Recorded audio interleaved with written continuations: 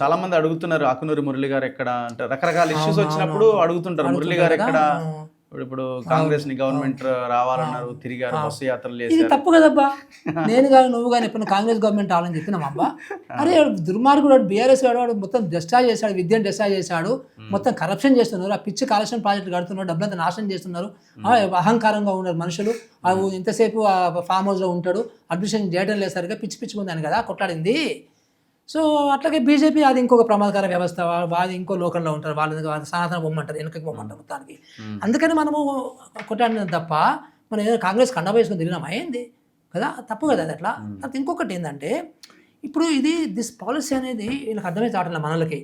ఇప్పుడు నేను అప్పుడు ఎంప్లాయ్మెంట్ అన్ఎంప్లాయీస్కి సంబంధించిన ఆ జాబ్ క్యాలెండర్ గురించి నేను హెల్ప్ చేశాను వాళ్ళకి, కాంగ్రెస్ పార్టీకి ఇట్లా వేస్తే బాగుంటుంది. ఇప్పుడు అందరూ అదే అంటారు, జాబ్ క్యాలెండర్ మీద మురళి గారు మాట్లాడతలేరు, మా ఉద్యోగాలు దీని గురించి మాట్లాడాలి, దాని గురించి మాట్లాడాలి, దీని మీద పని చేయమంటారు, దాని మీద పని చేయమంటారు అంటే మళ్ళీ నన్ను అశోక్ నగర్ పోయి ఇది పక్కన పెట్టేసి అది చేయమంటారా అంటే నాకు కూడా కొంచెం బుర్ర ఉంటుంది కదా, నేను కూడా యాక్టివిస్ట్నే, ఎప్పటికీ యాక్టివిస్ట్నే నేను, క్వశ్చనే లేదా. ఉద్యోగాలు వస్తలేవు మరి ఎక్కడ అడగాలి. నాకు ఇప్పుడు ఈ మధ్య కొత్తగా మనం చెప్పొద్దు కానీ చెప్తే కాన్సెప్ట్ కానీ అసలు ఈ గవర్నమెంట్ ఎంప్లాయీస్ ఇదంతా కూడా ఈ వ్యవస్థ అంతా కూడా అదేదో విచిత్రంగా ఉంది నాకు, ఏదో సంథింగ్ ఇంకేదో చేయాలి, ఇట్లా కాదు కరప్షన్ పెరుగుతుంది గవర్నమెంట్ ఎంప్లాయీస్లో. సో మన కొత్త పిల్లలు వస్తే కూడా కరెక్ట్ అయిపోతున్నారు, కొత్త పిల్లలు వస్తే కూడా పని చేయకుండా అంటే గవర్నమెంట్ ఉద్యోగం రాగానే రిలాక్స్ ఇంకా అయిపోయింది, నన్ను ఎవరు తీయలేడు, నేను పని చేయకపోయినా కరెక్ట్. కరప్షన్ తగ్గుతలేదు ఈ వ్యవస్థలలో, ఏంటి ఏమవుతుంది, ఏదో చేయాలి దీని గురించి. ఇప్పుడు ఉద్యోగాల విషయంలో జాబ్ క్యాలెండర్ విషయంలో మీరు చెప్పేది ఏంటి ముఖ్యమంత్రికి నేను చెప్పేది అంటే నేను ఇప్పుడు ఫర్ ఎగ్జాంపుల్ మనం టీచర్స్ ఉన్నారు, ఇప్పుడు మనం ఈ టీపీఎస్ కాన్సెప్ట్లో మనం మొత్తం నెంబర్ తీసుకోవాలి అంటే ఉన్నలను తీసేయమని చెప్పాను కానీ బట్ అవసరం ఉంటాయి. ఇప్పుడు కొన్ని గద్వాలు ఉందండి, గద్వాల టీచర్స్ చాలా షార్టేజ్ ఫర్ ఎగ్జాంపుల్. సో అట్లా 2-3 జిల్లాలు నేను చెప్పాను నాకు. సో అట్లా చూడ మనం రిక్రూట్మెంట్ చేయాల్సి వస్తుంది. సో రిక్రూట్మెంట్ మీరు ప్రామిస్ చేశారు కాంగ్రెస్ 2 లక్షలు, రాహుల్ గాంధీ గారు ప్రామిస్ చేశారు, అందుకని 2 లక్షలు తయారు ఇచ్చాను వాళ్ళకి అప్రాక్సిమేట్గా. ఖాళీలు ఉన్నాయని బిశ్వాల్ కమిటీ రిపోర్ట్ గురించి మనం అందరం మాట్లాడుకున్నాం కదా ఎలక్షన్స్. సో ఖాళీలు అనేది ఉంటాయి, ఎక్కడెక్కడ ఉంటాయి ఖాళీలు, మనం దాని ప్రకారం కూడా చేయాల్సిన అవసరం లేదు. ఇప్పుడు విషయం ఏంటంటే యాక్చువల్గా ఇది ఇవ్వాలి, కాంగ్రెస్ ప్రామిస్ చేస్తుంది కాబట్టి ఇవ్వాలి, దాన్ని మనం వెనక పోవాల్సిన అవసరం లేదు, మీరే ప్రామిస్ చేస్తే ఇవ్వాల్సింది అంతే. మీరు ఏదైతే 6 గ్యారెంటీలు ప్రామిస్ చేస్తారో అన్ని 100% చేయాల్సిందే, వాట్ ఎవర్ మేనిఫెస్టో. ఇది నేను కూడా ఒప్పుకోను పక్క 100%.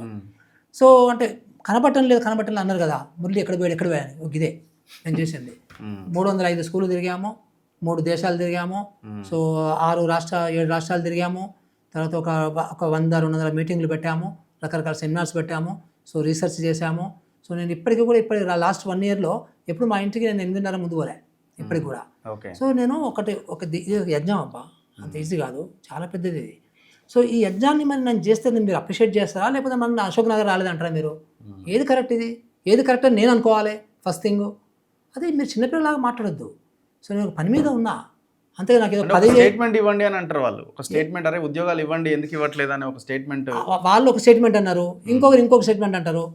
బీఆర్ఎస్ గురుకులాలు చచ్చిపోతున్నారు కదా, నువ్వు దాని స్టేట్మెంట్. ఇప్పుడు ఇష్యూ నేను ఒక యాక్టివిస్ట్ లాగా అంతకుముందు ఒక యజ్ఞంలో ఉన్నాను, బీఆర్ఎస్ని కూలగొట్టని యజ్ఞంలో ఉన్నాను. ఎస్, ఆ యజ్ఞం అది, ఇప్పుడు యజ్ఞం ఇది, రైట్. సో నేను ఐ కెనాట్ బి లైక్ అంటే I cannot do so many things. ఇప్పుడు ఇది ఉంది, ఇప్పుడు నువ్వే చెప్పబ్బా, ఇప్పుడు నన్ను ఇది ఇంప్లిమెంట్ చేయడానికి నన్ను లాబింగ్ చేయమంటావా, ఆ 200 స్కూళ్ళని ప్రాపర్గా ఇంప్లిమెంట్ చేయడానికి ట్రై చేయమంటావా, లేదా అశోక్ నగర్ పంపమంటావా? ఇంప్లిమెంట్ చేయాలి కదా, సింపుల్ లాజిక్ కదా. అంటే నాకు కూడా కొంచెం విజ్ఞత ఉంది కదా, ఏది ప్రియారిటీ, నాకు ఉన్న టైంలో నాకు 24 గంటలు ఉంటుంది కదా, నేను కూడా ఒక 7 గంటలు వండుకోవాలి కదా. సో అంటే మనం ఇట్లా పిచ్చిగా మాట్లాడొద్దు. సో మురళి అనేవాడికి కమిట్మెంట్ ఉంది, చచ్చిపోయేంత వరకు కమిట్మెంట్ ఉంటుంది. కమిట్మెంట్ లేకపోతే అందరు కమిషన్ చైర్మన్ పనిచేస్తారా? రోజుకి 8:30 పనిచేస్తాను, కమిషన్ చైర్మన్ చూపించండి, ఏదైనా కమిషన్ కాబట్టి కార్పొరేషన్ కావచ్చు ఏదైనా. అరే మురళి ఇస్ డిఫరెంట్ యార్, what non sense is this అని మీరు తెలియకపోతే ఎట్లా మీరు? అరే నేను 7 లక్షల జీతం వరల్డ్ బ్యాంక్ వదిలిపెట్టుకొని వచ్చిన, తెలంగాణ వచ్చిందని అందరూ వస్తారా? అట్లా R&Bలో ఇంజనీరింగ్ చీఫ్ ఉద్యోగం ఎవడన్నా వదిలిపెట్టుకొని వస్తారా? డైరెక్టర్ నరేగా పనిచేశాను అక్కడ, నేను సూపరింటెండెంట్ ఉన్నాను, ఎవరైనా సూపరింటెండెంట్ జాబ్ వదిలిపెట్టేస్తారా? ఎట్లా R&B అంటే ఇంజనీరింగ్ డిపార్ట్మెంట్ ఉంటే మా అందరికి తెలుస్తుంది మీకు. ఎవడన్నా డైరెక్టర్ ఎన్ఆర్జీఎస్ ఉన్నప్పుడు మొత్తము 22 జిల్లాలు కంబైండ్, అందులో ప్రతి సీజన్లో 22 జిల్లాలు తిరిగేవాడిని, కొన్ని 100 మండలాలకు పోయేవాడిని, అక్కడే ప్రాబ్లమ్ని ఫైండ్ అవుట్ చేసి అక్కడ నుంచే సర్క్యులర్ రెడీ సొల్యూషన్కి. అరే ఐఎమ్ డిఫరెంట్ యార్, I'm not ordinary government employee, not government office. అందరు ఎట్లా చూస్తున్నారంటే ఆకునూరి మురళి అంటే తెలంగాణలో ఒక సిస్టమ్, ఒక ఆరా, ఒక పాజిటివ్ ఆరా బిల్డ్ చేయడానికి ప్రయత్నం చేసే ఒక నాయకుడి కింద ఆకునూరి మురళిని. ఇప్పుడు నేను ఏ గవర్నమెంట్ని తీసుకోవడానికి ట్రై చేయాలి చెప్పండి ఒకసారి. బీఆర్ఎస్నా, బీజేపీనా, అంటే చిన్న దొంగ పెద్ద దొంగ శాస్త్రం ఉంది కదా మనకి. ఇప్పటికి కూడా నువ్వైతే పార్టీ పెట్టాను, నువ్వు పెట్టాను, నేను పెట్టాను పార్టీ ఉంటే బాగానే ఉంది. మీరు ఓట్లు వేస్తారా? ఎవరు రాడు, కనీసం పని చేయను కూడా రాడు. సో మనకు ఉన్న ఆప్షన్స్ ఏంటి? ఏ దొంగనో పెద్ద దొంగను రాకుండా చూసుకునే బాధ్యత మంది కదా. అంటే ఈ కామన్ సెన్స్ అంతా మీకు ఉండదు రా బాబు చిన్నపిల్లలకి. సో మన్నాంటలకు ఉంటుంది కదా. సో ఎక్కడ పని చేయాలని, ఏం పని చేయాలి, ఇంకొక 5 సంవత్సరాలు గట్టిగా ఉంటాను అంటే తిరగలిగే ఉంటాను. దాని తర్వాత కానీ ఇప్పుడు సిస్టమ్ డిస్ట్రాయ్ అవుతున్నది, ఆగలేదు, అవినీతి ఆగలేదు. అవును. అన్ని ఏది ఇప్పుడు నిన్న మీకు పంపించా ఖమ్మం భూములకు సంబంధించి ఎంత భయంకరమైన విషయం. పేదలని తినడం ఆగలేదు. అన్ని జరుగుతూనే ఉన్నాయి. సిస్టమ్ ఎట్లా మారాలి? దీనికి పబ్లిక్ ఎట్లా దీన్ని ముందుకు తీసుకెళ్ళాలి? పబ్లిక్ ఎట్లా ఉన్నారు, సిస్టమ్ అట్లా ఉంటుంది అబ్బా. నాకు నేను ఒక దగ్గర ఎమ్మెల్యే నిలబడితే, మధ్యాహ్నం కలిసి పార్టీ పెడితే ఎన్నట్లో సేపు అన్నది ఏం రావు. మరి ఎందుకు మరి ఏం మాట్లాడుతున్నాం మనం? సావండి, దీన్ని యాక్సెప్ట్ చేయండి అంతే. మీకు ఇంతే రాస్తుంది, మీకు ఇంతకంటే మీకు యూ డోంట్ డిజర్వ్ యార్. రానారో బయటికి ఏదైనా ప్రాబ్లం వస్తే. మొన్న లాయర్ని చంపేస్తే పోలీసులు అమెరికాలో వైట్స్ బ్లాక్స్ అందరూ వచ్చిండ్రు బయటికి. లక్షల మంది, మిలియన్స్ ఆఫ్ పీపుల్ బయటకు వచ్చి రోడ్ మీద. మీరు వస్తారా? మన దగ్గర ఉందా అది? ఎంతసేపు గణేష్ మండపం చుట్టూ తిరుగుతుంటాం, టెంపుల్లో చుట్టూ తిరుగుతుంటాం ఇంత పెద్ద బొట్లు పెట్టుకొని. ఏం ఎడ్యుకేషన్ ఉంది నీకు? ఏమి నీకు క్వశ్చన్ ఉంది? నువ్వు ఇంకా వెనకపోతున్నావు. నువ్వు అంతా వినాయకుడు పాలు తాగుతాడంటే నమ్ముతావు నువ్వు. ఏందబ్బా ఇది?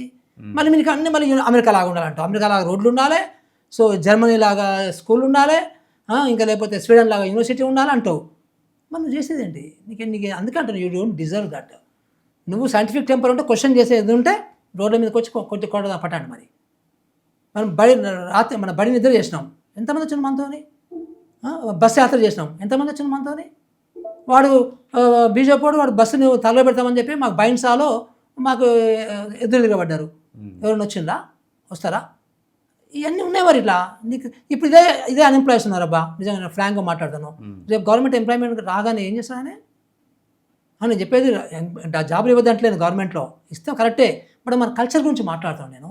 క్వశ్చన్ చేసే కల్చర్ లేదు అంటే నా బాధ్యత ఉంది అందులో, లేదని కాదు. నేను అనేది ఆ మార్పు అనేది ఓన్లీ ప్రజల వైపు నుంచి కొంత ఉంటే వ్యవస్థ చాలా మారాలి కదా. లీడర్, ప్రభుత్వాలు, చట్టాలు, ఇవన్నీ సిస్టమ్ అంతా ప్రజలు తయారు చేసింది వ్యవస్థ. ఎగ్జాక్ట్లీ అంతే కరెక్టే ఉంది. కానీ మరి ఆ వ్యవస్థని మార్చే శక్తి అంటే మనం మళ్ళీ ఇప్పుడు క్వశ్చన్ చేసే వాళ్ళని చేయాలంటే, ఇప్పుడు 80s, 70s నక్సలైట్లు వచ్చి క్వశ్చన్ చేయడానికి మనకి పాపం గ్రామాల్లో పనిచేశారు, క్వశ్చన్ చేయించారు, జరిగింది సంథింగ్. ఇప్పుడు అది అపోజ్ చేస్తాను. Communism is the best ideology, but మనకు షూట్ కాదు, అది పక్కా అది. సో మనకు బాబాసాహెబ్ అంబేద్కర్ ఇచ్చినటువంటి కాన్స్టిట్యూషనే, అప్పుడు నెహ్రూ గారు, రాజేంద్ర ప్రసాద్ గారు, సర్దార్ వల్లభాయ్ పటేల్ గారు, ఈ పెద్దలు ఇచ్చిన రాజ్యాంగమే మనకు కరెక్ట్ పక్కా. ఇప్పుడు ఆ రాజ్యాంగాన్ని పట్టుకొని మనం ఇప్పుడు గ్రామాలకు వెళ్తే అసలు మనల్ని వెల్కమ్ చేసే సిచ్యువేషన్ ఉందా? రాజ్యాంగం చెప్పిందాను నువ్వు గణేష్ మండపం చుట్టూ తిరిగిమని. రాజ్యాంగం ఏం చెప్పింది? సాధ్యమైనంత వరకు scientific temper, logical thinking, critical thinking అట్లా ఉండేటట్లుగా విద్యా వ్యవస్థను తయారు చేయమన్నది. ఈరోజు మన విద్యా వ్యవస్థ తయారు చేస్తున్నారా? ఇప్పుడు కనీసం మనలాంటి వాళ్ళు మాట్లాడదానన్నా మనకు యాక్సెప్ట్ చేస్తారా? ఏందేందో మాట్లాడతారు, ఏందేందో అంటారు వీళ్ళు. సో మొత్తం ఇప్పుడు మనువాదం ఐడియాలజీ నడుస్తుంది కదా. సో మనువాదం ఐడియాలజీ ఉంటే మన కంట్రీ ఈరోజు 133 ఉంది, 170కి పోద్ది. ఇంకా అర్బన్ నక్సలైట్ అంటారు. ఇప్పుడు అర్బన్ నక్సలైట్ అంటే రాహుల్ గాంధీని అర్బన్ నక్సలైట్ అన్నారు, అన్నారా? సో నేను లావోస్లో గవర్నమెంట్ అడ్వైజర్గా పనిచేశాను. 7 లక్షల రూపాయల జీతము, వరల్డ్ బ్యాంక్ జీతము అంతా ఇస్తే ఆ పిచ్చి కమ్యూనిస్ట్ కంట్రీలో పిచ్చి కరప్షన్ చూడలేక వచ్చిన. ఆ రోజు నుంచి ఈ రోజు వరకు అరే మన కమ్యూనిజం పడదురా పోయి, మనకు కరెక్ట్ కాదని చెప్తూనే ఉన్నా. ఆయన కూడా మళ్ళీ ఈ పిచ్చోడు అర్బన్ నక్సలైట్ అంటాడు. అసలు నక్సలైట్ అంటే తెలియదు, అసలు ఏమీ తెలియదు, అంబేద్కరిజం తెలియదు, కాన్స్టిట్యూషన్ తెలియదు. మనం అందరం కాన్స్టిట్యూషన్ గురించి మాట్లాడదాం రా బాబు అంటే అర్బన్ నక్సలైట్ అంటాడు. ఇప్పుడు వీళ్ళంతా బీజేపీలో ఏంటంటే వాళ్ళకి ఎగనెస్ట్ ఎవరు మాట్లాడినా కానీ, నిన్ను మాట్లాడినా, నేను మాట్లాడినా, రాహుల్ గాంధీ మాట్లాడినా, రేవంత్ రెడ్డి అయినా మాట్లాడినా, ఎవరు మాట్లాడినా అర్బన్ నక్సలైట్ అంటే ఏందో అది. అర్బన్ నక్సలైట్ అంటే ఏదో ఆ డెఫినేషన్ ఏంటో అర్థమే కాదు. ఇప్పుడు మీ టార్గెట్ ఏంటి సార్? ఇప్పుడు మీకు ఎడ్యుకేషన్ చేద్దాం, వయసు ఎగ్జాక్ట్లీ ఎడ్యుకేషన్ చేద్దాం, ఎడ్యుకేషన్ మీద చేద్దాం, లాబింగ్ చేద్దాము. చాలా మంది నమ్మలే యాక్చువల్గా. బట్ మనం ఇప్పుడు చూడండి, మీరు 6 చేసాము, నమ్మారు. సో దాన్ని it is leading to 200 schools. ఒకసారి 200 స్కూల్స్ పెట్టినాక ప్రజలు ఊరుకుంటారా? To be frank with you. So అటు ఎవరో ఒకరు చేయాలి కదా. సో అది కూడా సాధ్యమైంది కాదు మీకు. It is not a small thing, it's a big thing. ఇది ఇట్లా మళ్ళీ అట్లాగా ఇంప్లిమెంట్ చేయాలంటే దానికి ఎన్ని సర్క్యులర్స్ ఇవ్వాలి, ఎన్ని ట్రైనింగ్లు ఇవ్వాలి, ఎంత మానిటరింగ్ చేయాలి. ఆ వ్యవస్థ ఎక్కడుంది గవర్నమెంట్లో? Maybe I think have to do something. లేకపోతే అది మళ్ళీ కాదు. పేపర్ మీద అన్ని ఇంప్లిమెంట్, పేపర్ మీద పెట్టేది 30% అబ్బా, 70% ఇంప్లిమెంటేషన్. అది ఇంప్లిమెంట్ చేయడానికి సో మళ్ళీ నాలంటి వాళ్ళను మనం గైడ్ చేయకపోతే వెరీ డిఫికల్ట్, చేయలేరు. టు బి ఫ్రాంక్ చేయలేరు అనుకుంటాం. కానీ సో ముఖ్యమంత్రి పనితీరు ఎట్లుంది అంటే అడ్మినిస్ట్రేషన్ అంతా తన ఎందుకు నువ్వు అంత కాంట్రవర్షన్ లాగుతావు కానీ, సో అంటే అంటే ఏదో సలహా లాంటి దాన్ని ఇవ్వచ్చు కదా. అంటే నేను హెచ్ఆర్ దగ్గర ఇస్తూనే ఉంటాను. సో నాకు పెద్దగా మీరు అందరూ ఏమనుకుంటే ఓ రేవంత్ రెడ్డి గారు అంటే ప్రతిరోజు పోయి మురళి గారు అక్కడ కూర్చుంటారు అనుకుంటారేమో. అట్లా ఉండదు. సో ముఖ్యమంత్రి గారికి ఒక 200 ఇష్యూస్. నేను అందుకే ఎడ్యుకేషన్ గురించి మాట్లాడతాను. ఇది ఒక్కటి మాట్లాడి తింటారు కానీ అన్ని మాట్లాడి తింటారా ఏంది ఎవరైనా కానీ. మనకున్న కెపాసిటీ ఏంటి, మనకున్న ఇదేంటి, పలుకుబడి ఏంటి ఉండదు కదా అట్లా. సో అది వేరే. మళ్ళీ ఇంకా మళ్ళీ మనము బయటకు వచ్చి మాట్లాడడం అది వేరే. ఇప్పుడు సిస్టమ్ ఇట్లా ఉంటుందంటే బయట ఉండే వాళ్ళు మాట్లాడాలి, మాట్లాడాలి, లోపల కూడా ఉండేవాళ్ళు ఉండాలి. సో అట్లా ఉన్నప్పుడు రెండు నడుస్తాయి.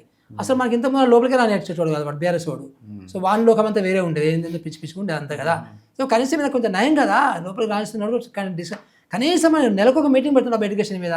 ఓకే, మన మహానుభావుడు బీఆర్ఎస్ మహానుభావుడు ఒక్క మీటింగ్ పెట్టలేదు 9.5 సంవత్సరాల్లో. మనం చూసినాం కదా అన్నీ కూడా.